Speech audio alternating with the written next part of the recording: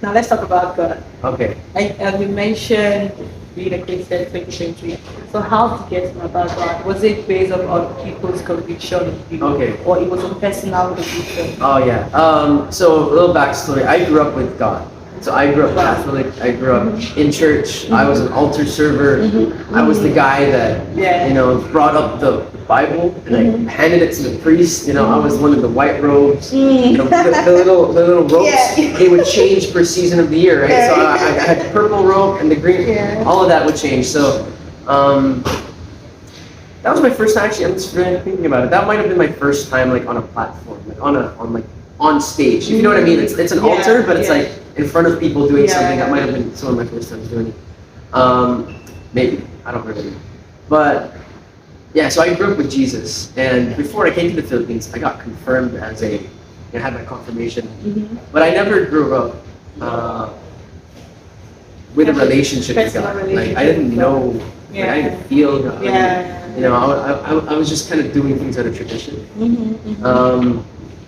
I never really experienced God. So I came to the Philippines, didn't go to church because I didn't have a church anymore. Yeah. But then in 2018, end of 2018, I had a friend bring me to church. And good friend of mine. And then all the way through 2019, kind of just attended when Pastor James had a favorite church, amazing church. I love you guys. Shout out Favor. Yeah. When he would talk about conviction and talk about stuff that was against my lifestyle, I would just be like, oh well. But I didn't feel any conviction, right? So, or I would for like a couple days, and then I'm like, oh well, I want to live the way I want to live. And then the beginning of 2020, everything kind of just like all my support, everything that gave me security kind of came crumbling down. And that's the moment where I was faced with a decision. It's like, okay, like when everything in my life came crumbling down. So let me give you context. I had everything that everyone was telling me that I should want. So I had probably all the money that I need for a 16-year-old, or in that time, 19-year-old guy. I had Instagram followers. I had everything that everyone's like, you should want this. Yeah. And it meant absolutely nothing to me. I was like, I would have given it up for anything. And there was one experience, and I just really want to share this, where I went to church, and I was like, I'm gonna talk to the pastor, because like I don't think anyone else can help me. I have bad trust issues too. Yeah. And so I went to the pastor. I waited till everyone left. This is at the time where we had 5 services in a day. He must have been so exhausted. Yeah. This is right here where we are now in Shangri-La. Shangri-La, right down there, about a couple hundred meters down that way. I waited for everyone to leave, and I walk up to Pastor James and I say like, hey, can we have dinner or lunch this week? And he says, I'm out of town. So in my head, I'm like, God, I even told you, like, I just need one. But what he does next kind of surprised me. He sends Pastor Kate, John, Tally, all of his staff, his wife, out of the office after 5 services, just sits with me and just talks to me. And that's the time where I encountered Jesus through the love of someone else. And don't get me wrong, I'd experienced the quote-unquote love of a lot of people, but it's different. Like, there could be a lot of people crying your name, and you feel like alone in the midst of a crowd that supposedly loves you. This is a man who was like, no. At my own expense, I'm going to sit with you. I don't even know you.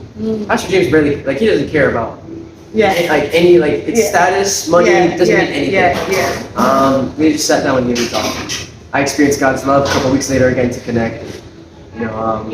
I gave him my life to Jesus before that, but I think that's really the time where God is like, all right, you have to do all of this stuff for you to come to me. So, And from your story, what I just realized is God will take any and everything away from us if He knows that thing is blocking us from having a relationship with Him. He doesn't mind destroying whatever thing we have and taking it away just so that we can fix our eyes on Him.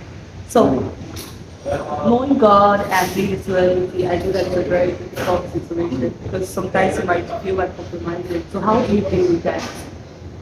Being a Christian and still not wanting to compromise your faith in God. So I gotta say, I'm not perfect. Like, Definitely, I'm no one definitely is not perfect perfect. at it. Yeah. But I try as much as I can to I have certain convictions. Like I personally, I don't drink. I'm with the youth a lot. I love Favor Youth. Shout out to Favor Youth. Love you Shout guys a out lot. to Baby You.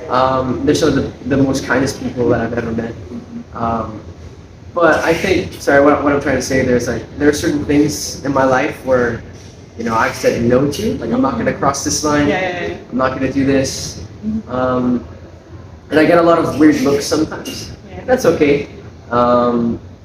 But at the end of the day, I think, although I can sometimes forget it, I think I'm learning more and more to value what God says about me more than what people say about me. And I'm still on that journey. I really am. But It's a process. It's a process. Yeah. It's a process. But I think, if there are any other Christians out there, you just gotta find your convictions. Yeah.